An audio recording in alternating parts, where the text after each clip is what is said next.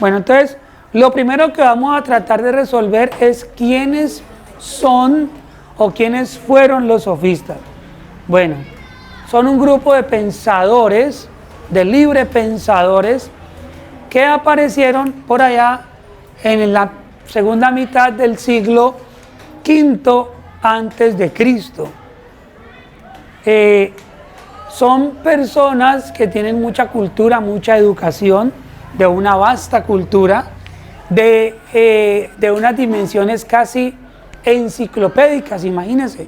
O sea, era como si fueran enciclopedias ambulantes. Los manes sabían de todo, ¿eh? Como quien dice hoy en día, usted necesita saber cualquier tema, usted va a Google. Cualquier cosa, usted pregunta en Google y ahí alguna respuesta le aparecerá.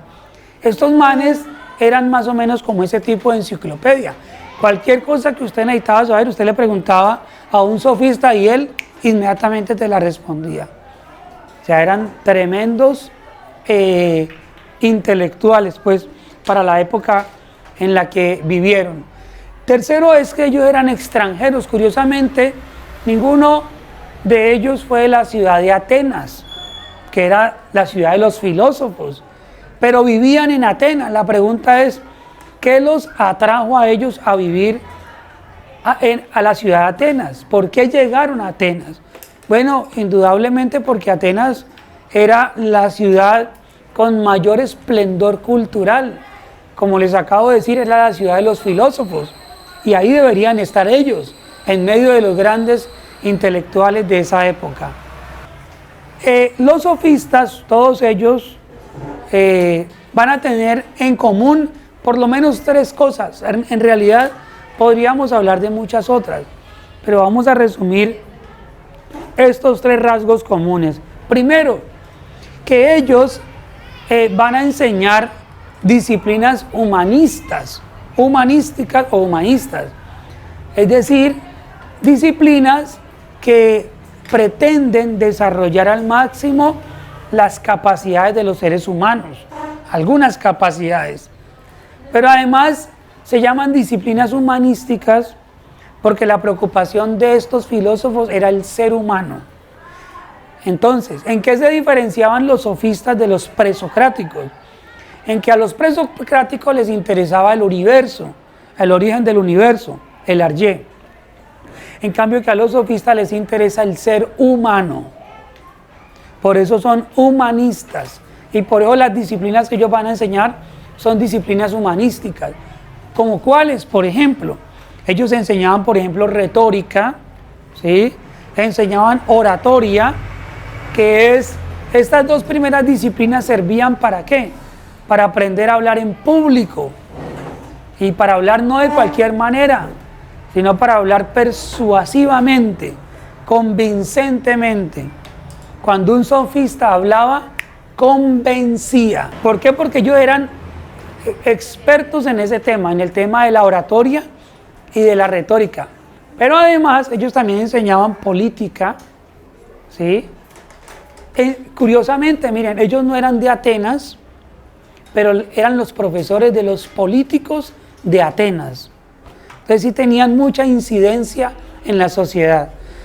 Enseñaban derecho, enseñaban moral y enseñaban pues otras áreas humanísticas, especialmente estas. Segundo, los sofistas van a ser los primeros profesionales de la enseñanza. Y no solamente los primeros profesionales, sino además los primeros que cobran, los primeros que van a cobrar por su saber.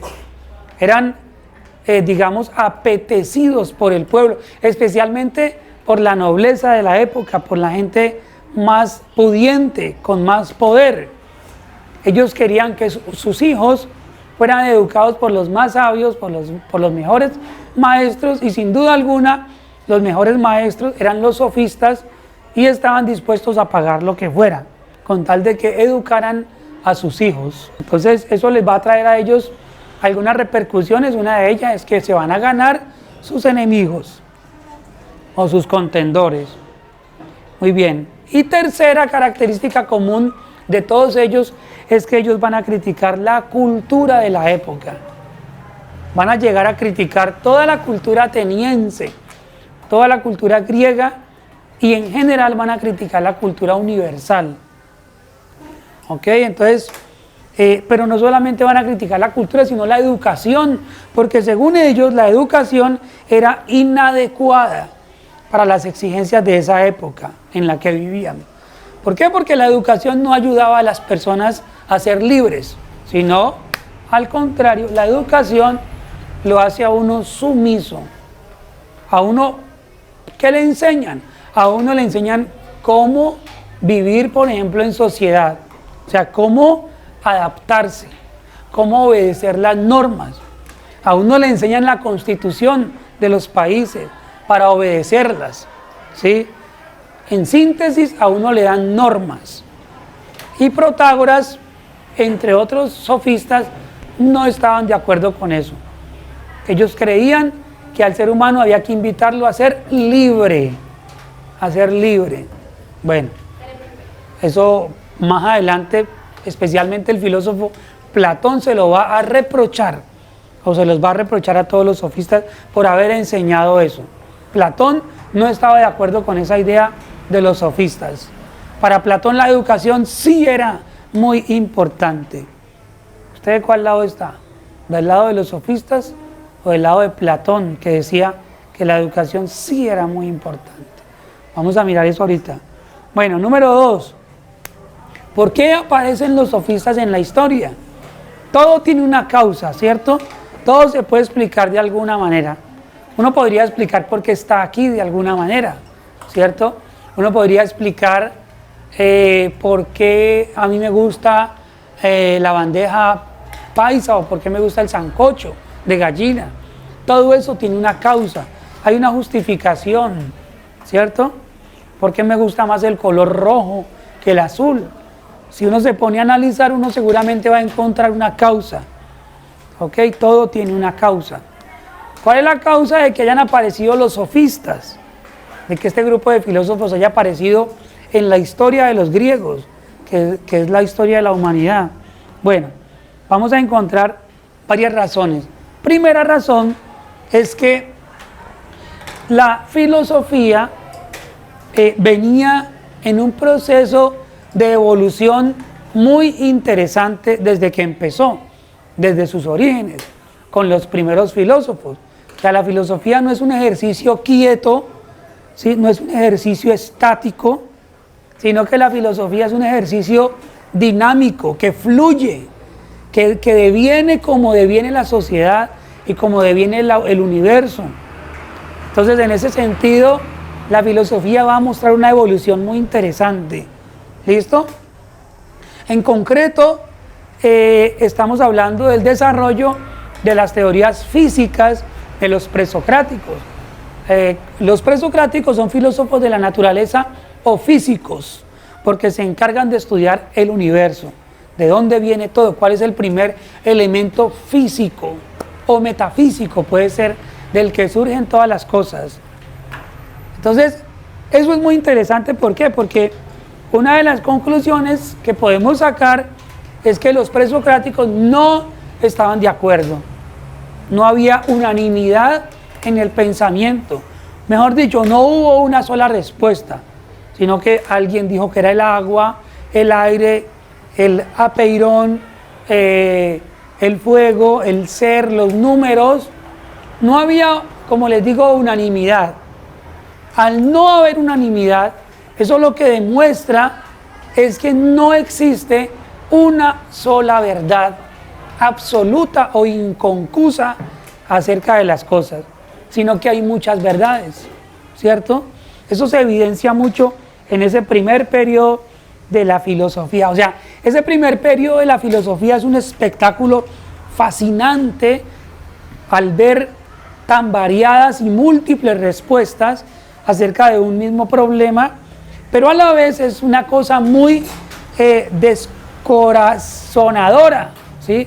O sea, como desesperanzadora, no tener una sola respuesta. Imagínense uno dedicarle tanto tiempo a una investigación y no lograr tener una respuesta unificada, sino tener un poco de respuestas. Entonces queda uno como, ¿y a quién finalmente le creemos? quién realmente tiene la razón. Entonces la filosofía de la naturaleza se había mostrado desde el principio incapaz de producir un sistema aceptable para todos o una filosofía para todos. No pudieron los primeros filósofos llegar a ese acuerdo, a ese consenso. Entonces aparecen los sofistas. Los sofistas van a responder a lo que está ocurriendo. Por ejemplo, Protágoras, analizando la situación que le antecede y de la que acabo de hablar, va a decir, por ejemplo, esto: no existen verdades absolutas. No existen verdades absolutas. ¿Qué significa eso? Significa que Protágoras especialmente está inaugurando una gran corriente filosófica que se va a llamar el relativismo. El relativismo. ¿Qué es el relativismo? Es aquella doctrina filosófica o aquella posición filosófica según la cual no existen verdades absolutas, sino que las verdades son relativas. O sea, dependen del tiempo y del espacio donde se digan. ¿Listo? Pero además, también dijo el mismo Protágoras que en caso de que existiera la verdad, en caso de que la verdad exista, es imposible conocerla. No se puede conocer o no se puede acceder a tal verdad. ¿Sí? Y con esto también se está inaugurando otra gran corriente filosófica conocida como el escepticismo. El escepticismo, según la cual no se puede acceder a la verdad absoluta y por lo tanto hay que dudar de todo. Entonces, ¿qué hace que los sofistas aparezcan en la historia de la humanidad? Que los presocráticos no lograron unanimidad. Entonces, como no lo lograron, aparecen los sofistas y dicen todo es relativo. ¿Por qué pueden asegurar que todo es relativo? Porque los primeros filósofos no lograron dar una sola respuesta, sino muchas respuestas. Bueno, ahora bien, segundo, otra causa que da origen a los sofistas tiene que ver con las circunstancias políticas de la época, sobre todo en Atenas, ¿sí? Que van a llevar a la instauración del sistema democrático. Es decir, por primera vez en la historia de la humanidad, Pericles va a proponer la democracia. Pericles es un político estadista griego, digamos, recordado en la historia por ser el primero que va a establecer la democracia en su ciudad, en Atenas, como un sistema de gobierno, digamos, más evolucionado. ¿Qué es la democracia? Pero ¿qué significa etimológicamente la palabra democracia? Demoscracia. Demosgracias no. Demoscratia. Demos significa pueblo y kratia significa gobierno. O sea que la democracia, ¿qué es? ¿El gobierno de quién? En una democracia se supone, en teoría, que el poder es del pueblo y que el pueblo lo que hace es que elige unos delegados para que los representen en el gobierno. ¿La pillan? O sea, uno elige. ¿A quién? Uno elige, repito, entre comillas y teóricamente, idealmente, uno elige a alguien que represente los intereses del pueblo, de la gente. ¿Ocurre eso en realidad? No. ¿Qué pasa con la gente que elegimos? Ni es del pueblo, ni es del pueblo, ni les importamos como pueblo. ¿Ok? Ni les importamos. Porque si les importáramos como pueblo, no ocurriría lo que, por ejemplo, está pasando ahora con nosotros. La alza de impuestos. Y bueno, podría quedarme aquí dando una clase política y no me voy a desviar. ¿En qué sentido esto es una causa de que aparezcan los sofistas? ¿En qué sentido? Bueno, en el sentido de que como la victoria que tuvieron los atenienses frente a los persas, que era el gran imperio de la antigüedad, Los únicos que los pudieron vencer fueron los griegos a los persas, y en esa guerra, para vencer a los persas, comandados por Artajerjes, en esa guerra participa el pueblo, obviamente. ¿Quiénes son los que se van a matar? Los del pueblo. Como los del pueblo son los que participan en la guerra, ellos van a reclamar que se les reconozca su protagonismo. O sea, esto no fue un triunfo de los políticos, no es un triunfo de los gobernantes, sino que es un triunfo ¿de quién? Es un triunfo del pueblo, porque el pueblo fue el que puso muertos, fue el que puso a los muchachos para la guerra, y a las mujeres, y al que fuera necesario. Entonces el pueblo reclama protagonismo y reclama participación. O sea que ahora la gente del pueblo puede participar en política. Para que el pueblo pueda participar en política, ¿qué tienen que ver los sofistas con toda esta historia de la democratización de la sociedad ateniense? ¿Qué tienen que ver? Escuchen esto, que para poder participar en política hay que saber política, hay que saber retórica, hay que saber sobre derecho y hay que saber sobre moral. ¿Y dónde van a aprender ellos eso? ¿Quién les va a enseñar a ellos eso? Al pueblo que es inculto. ¿Quién los va a educar? Entonces los sofistas dicen, aquí estamos nosotros los educamos. Entonces los sofistas cogen mucho protagonismo en la sociedad ateniense. La gente comprende muy bien que saber es poder. El que sabe tiene el poder. El que sabe tiene el poder. ¿Listo?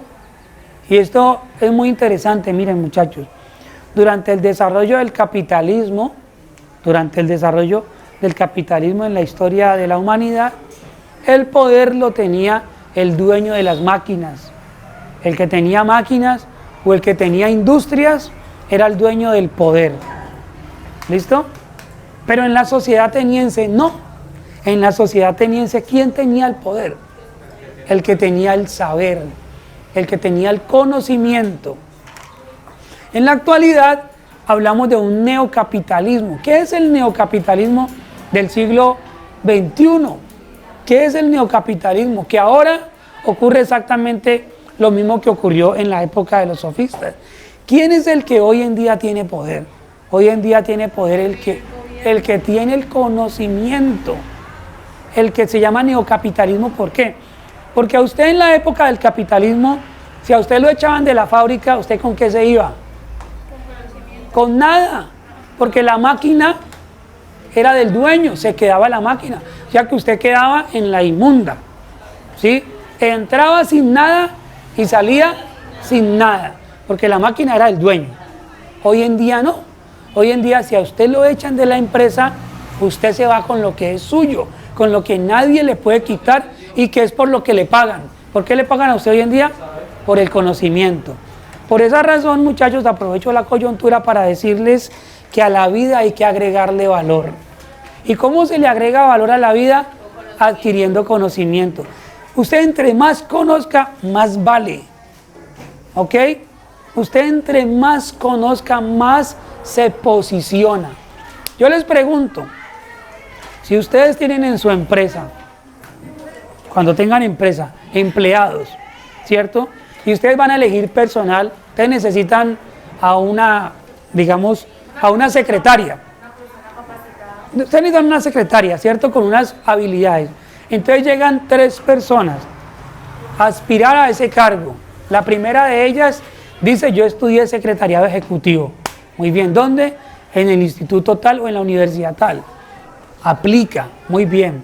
Le llega la segunda, yo estudié secretariado ejecutivo, además sé inglés, entonces, aplica, buenísimo. Y llega una tercera que dice, yo también estudié secretariado ejecutivo, sé inglés y además sé francés. ¿Cuál de todas tiene el mejor perfil? ¿Por qué? Porque tiene valores agregados. Entonces, muchachos, a la hora de competir hay que tener valor agregado. ¿Listo? Por eso no escatime. Todo lo que pueda aprender en la vida es realmente importante. Cualquier cosa que pueda aprender. Ojalá sea lo que más le gusta, ¿no? Ojalá sea lo que más le gusta. Muy bien, saber es poder, decían los sofistas. Y en la actualidad volvemos a ese sistema. ¿Listo?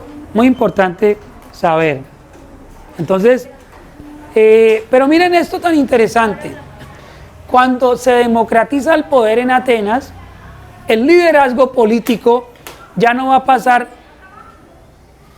por los apellidos de los gobernantes, ¿sí? Sino que ahora,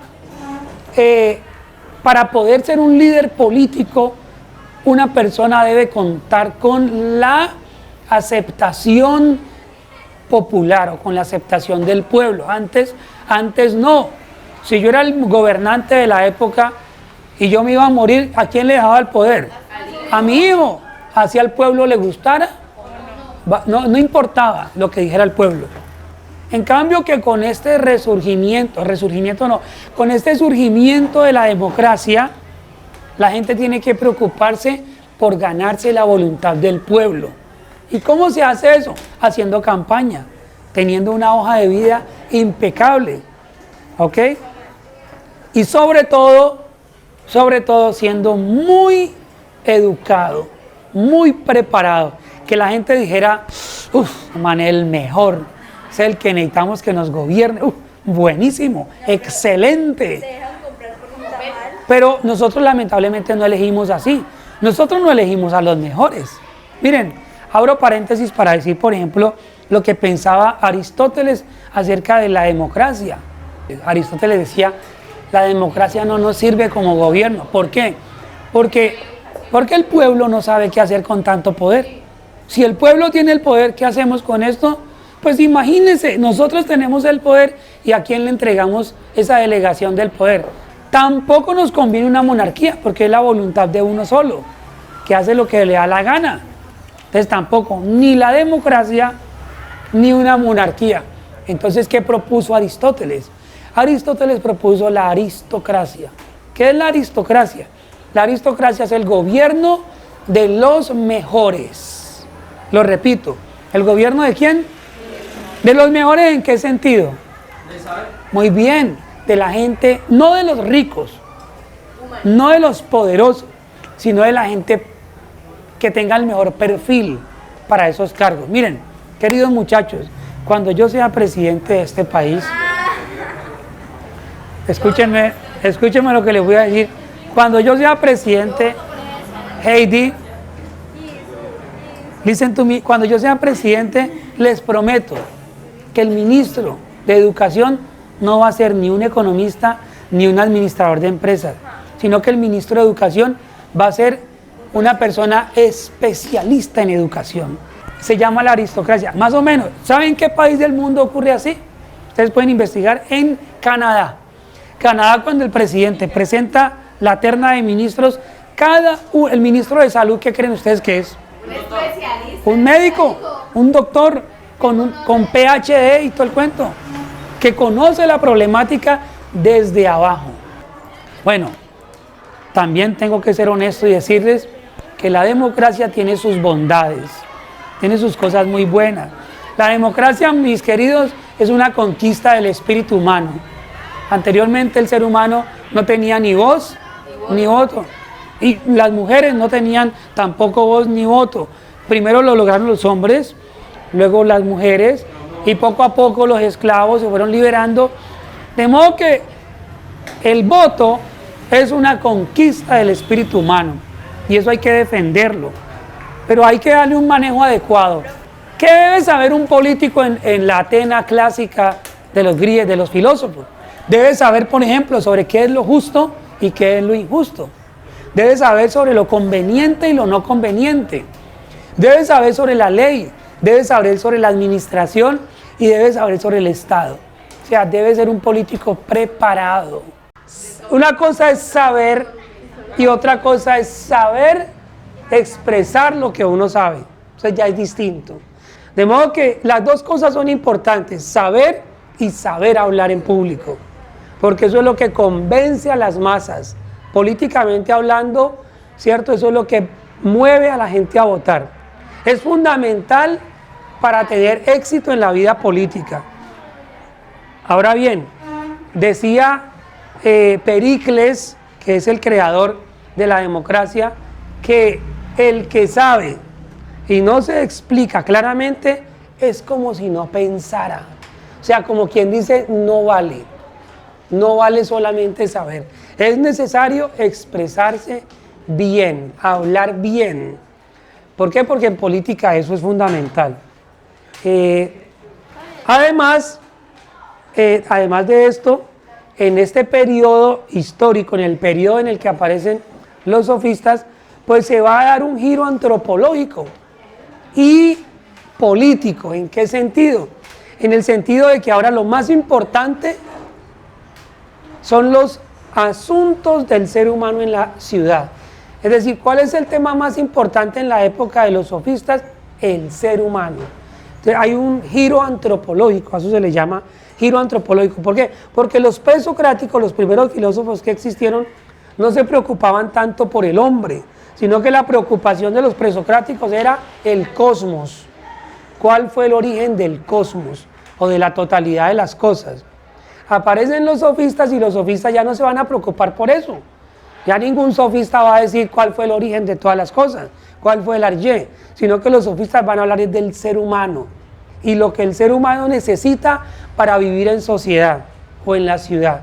Entonces se da un giro antropológico, ¿sí? Un cambio significativo y además político.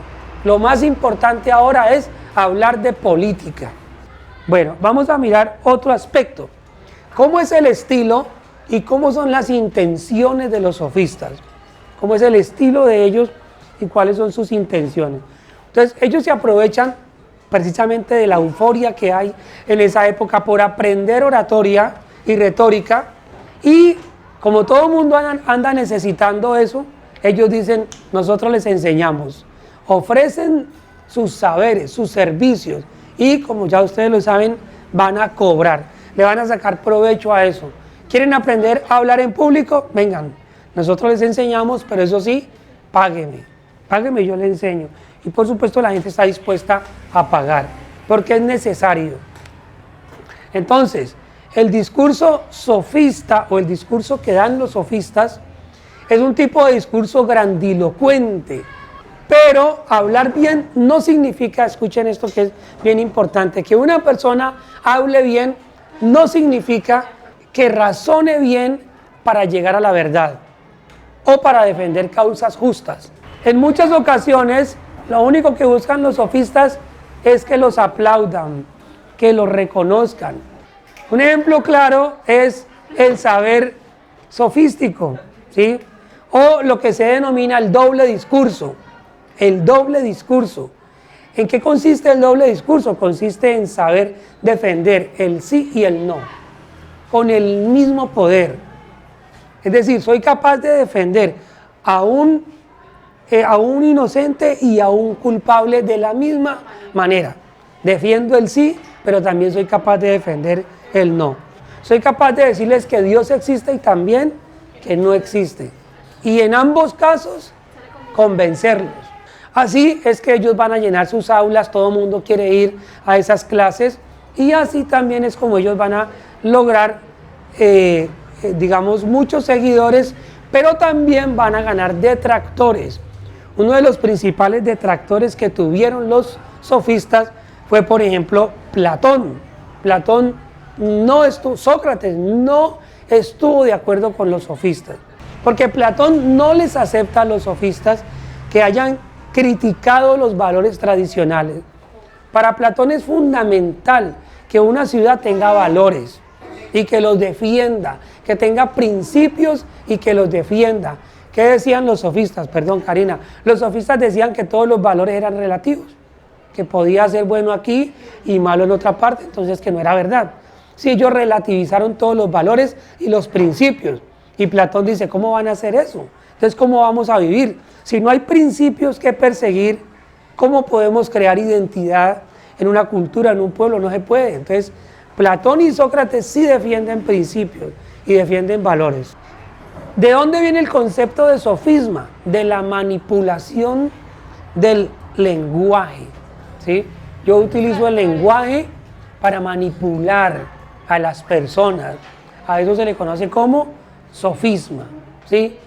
Entonces yo puedo escuchar a alguien hablar, ¿sí? En un debate, y yo me puedo levantar y decirle, qué pena, señor, pero lo que usted está haciendo es, o lo que usted está empleando es un sofisma de distracción. Usted nos está engañando, ¿sí?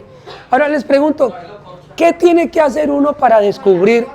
¿Qué tiene que hacer uno para descubrir si lo que están diciendo es verdad o es mentira? ¿Cómo hago yo para saber si lo que están haciendo es utilizando sofismas? O sea, me están engañando con sofismas. Un sofisma es un engaño, es un paralogismo. Muy bien, bueno, lo que se debe saber es lógica. Yo debo saber lógica, sobre todo la lógica aristotélica, que es lo que vamos a aprender. La lógica de Aristóteles nos enseña cuáles son los criterios para determinar si algo es verdadero o falso. O sea, maravilloso. La lógica Aristóteles.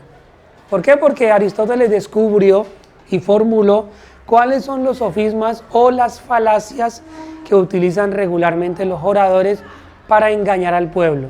Entonces, por ejemplo, él habla de la falacia ad hominem, de la falacia ad verecundiam, de la falacia magister dixit y de la falacia ad baculum, entre otras muchas, ¿sí? Todas las utilizan los oradores para engañar a la gente. Y si la gente no sabe nada de eso, pues la gente va a creer, se va a creer el cuento y van a votar por ellos, ¿sí? ¿Listo? Les voy a dar un ejemplo. Un ejemplo de una falacia. Miren cómo se emplea esta falacia. Consiste en que si yo estoy en un debate, y no tengo argumentos, el otro me está ganando. Supongamos que estoy debatiendo con Joan y Joan me está ganando el debate, ¿sí? Entonces yo utilizo la siguiente falacia para enredar a la gente y para yo ganar, para que crean que yo gané. ¿Cómo lo hago? Utilizando la falacia ad hominem, que es hablar contra la persona. ¿Cómo se utiliza? Entonces él acaba de hablar y yo digo lo siguiente, por ejemplo, oiga, ¿escucharon la participación de Joan? Y ustedes sí, ¿qué puede decirnos un muchacho que vive en Coronado? ¿Sí? ¿Qué estrategia acabo de utilizar yo para tratar de dejarlo a él por el piso y para tratar de decirles que lo que él diga no tiene sentido, aunque él haya dicho cosas muy importantes? Estoy menospreciándolo, ¿cierto? Se llama ad hominem. Ad hominem significa hablando mal en contra de la persona. O sea, se me acaban los argumentos, entonces entro a atacar a la persona. Difamo a la persona. Eso es más común de lo que ustedes se pueden imaginar. Ahora vamos a mirar cómo pensaban los sofistas, o qué pensaban ellos. Primero, los sofistas hablaban sobre el convencionalismo. ¿Qué piensan los sofistas acerca de las leyes? ¿Y qué piensan acerca de las instituciones y de todas las normas que hay en la sociedad? Piensan ellos que todo eso no son más que convenciones. Una ley es una convención. Una institución como el colegio, una institución como la policía, como el ejército, como la procuraduría, todas las instituciones que hay en un país no son más que convenciones. Ahora bien, ¿qué es una convención entonces? Una convención es un acuerdo de las personas, es un consenso, ¿sí? Entonces, por ejemplo, si nosotros no tuviéramos leyes, si no tuviéramos ninguna ley en el salón, sería necesario que nos las inventáramos. ¿Para qué? Para regular la conducta de los individuos. ¿Para qué es una norma? Para controlar que no se desborde la sociedad, ¿cierto? Que no se desordene. Sería un caos la vida sin normas, ¿sí o qué? ¿Qué van a decir entonces los sofistas acerca de las leyes? Van a decir que las leyes no son de origen divino. Anteriormente se creía que las leyes las había dado Dios. La historia, por ejemplo, de Moisés es la historia de un personaje al que Dios le entrega los mandamientos. ¿Quién escribió los mandamientos? Dios. Con su propio dedo, dice la Biblia, sobre piedra. Y los escribió. Y le dijo, Moisés, tenga para que lleve. Y Moisés se los llevó para el pueblo. Usted pregúntele a cualquier creyente, a cualquier cristiano, si las leyes las dio Dios o las ha creado el hombre. ¿Y cuál respuesta le van a dar? Que las dio Dios. Los sofistas van a decir, no señor, las leyes no son de origen divino, se las inventaron los seres humanos. Nos las hemos inventado los seres humanos. Y vuelvo y les pregunto, ¿para qué nos las hemos inventado? Para controlar. En este sentido, desmienten al filósofo presocrático Heráclito. ¿Qué decía Heráclito? Heráclito decía esto: el orden en la polis, o el orden de la polis, está vinculado al orden del universo. En otras palabras, las leyes son necesarias porque el universo entero funciona a partir de leyes, ¿sí?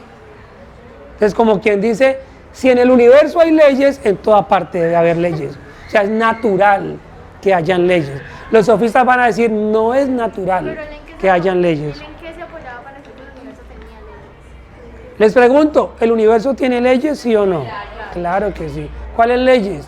Las leyes de la física. ¿Por qué fue necesario crear las convenciones? ¿Por qué? Bueno, número uno, por el contacto que tenían con otros pueblos. En ese contacto era necesario establecer unos límites, ¿sí?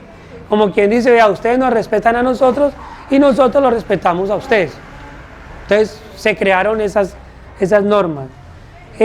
Número dos, cada vez que fundaban colonias era necesario establecer para esas colonias unas leyes para controlarlas, ¿no? A los que estaban dominando. Y número tres, los cambios sucesivos que se le fueron dando a la Constitución de Atenas, ¿sí? Lo que les permitió comprobar el convencionalismo en su propia experiencia política. O sea, cada que llegaba un gobernante cambiaba las leyes. ¿A conveniencia de quién? De ellos, de los dirigentes. ¿Qué es lo que hace siempre todo político? Cada que llega un presidente cambia las leyes. ¿Para qué? Para que le convenga a él y a su equipo. Bueno, ¿de qué más hablaban ellos? Hablaban del relativismo moral. ¿Qué es el relativismo moral? Ya les he explicado. Lo bueno y lo malo es algo relativo. Algo es justo, lo justo y lo injusto también es relativo. Algo puede ser justo aquí e injusto en otra parte del mundo. Correcto, por eso es relativo. Muy bien. Y también defienden, escuchen esto que es interesante, la ley del más fuerte. Ellos defienden la ley del más fuerte. ¿Qué es lo que defienden ellos? La ley natural, por encima de las convenciones o del nomos. La ley natural es la ley que siguen todos los animales. Un animal se comporta según las leyes de la naturaleza. Entonces, ¿cuál es el animal que sobrevive en el mundo, en la naturaleza? El más fuerte. Suerte los demás. Entonces, el león que es el más fuerte se come al cervatillo que es el más débil y suerte. Así funciona. Así funciona. Entonces, dicen los sofistas que las leyes que el hombre se ha inventado, van contra la naturaleza. Porque en la naturaleza, ¿qué es lo que reina? La desigualdad. O sea, naturalmente nosotros somos desiguales. En este grupo hay gente que es más fuerte que otra. Y por lo tanto, ellos deben sobrevivir. Y los más débiles deben morirse. O deben desaparecer. Esa es la naturaleza, así funciona. Pero ¿qué hacen las leyes? Las leyes nos igualan a todos. Las leyes que el ser humano se inventa nos igualan a todos. Entonces, ¿a quién benefician las leyes que el hombre se ha inventado? ¿A quién beneficia y a quién perjudica? Beneficia al más débil y perjudica al más fuerte porque lo pone al mismo nivel y resulta de que no están en el mismo nivel. Con esto cerramos el capítulo de los sofistas. Muchas gracias por la atención, nos vemos en otra oportunidad.